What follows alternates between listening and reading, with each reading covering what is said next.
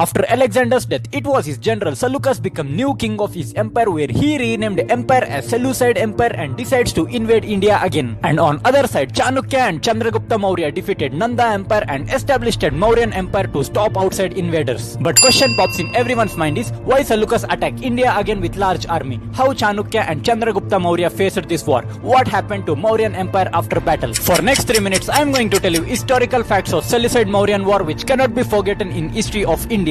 Stay tuned and watch full video. Before watching video, if you not yet subscribed our channel, please subscribe and press bell icon for short and simplified videos every day.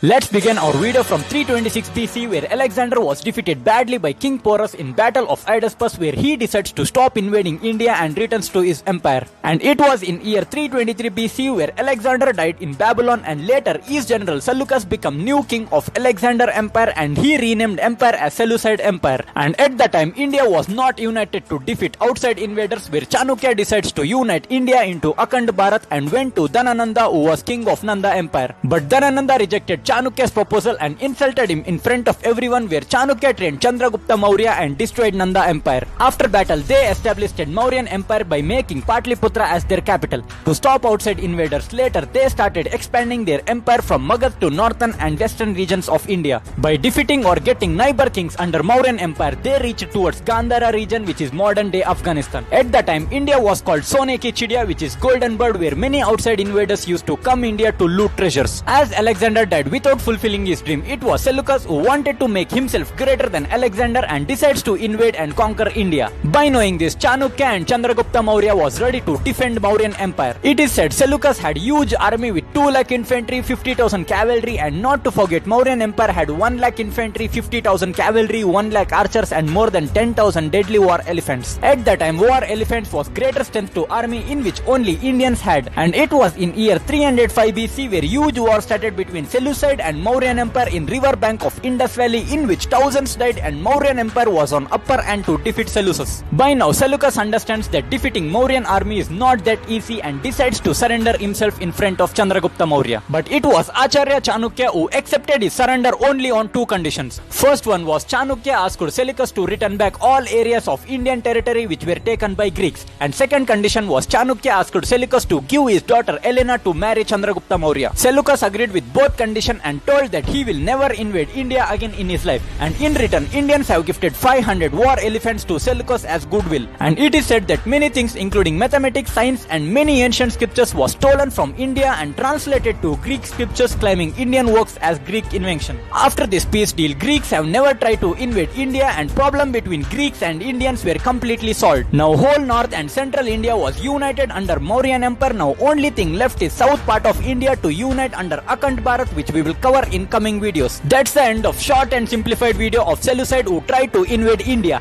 If you think this video has facts, then kindly share this video and comment your doubts in comment section, and see you tomorrow with new video. Also, don't forget to subscribe our channel for more interesting and trending videos.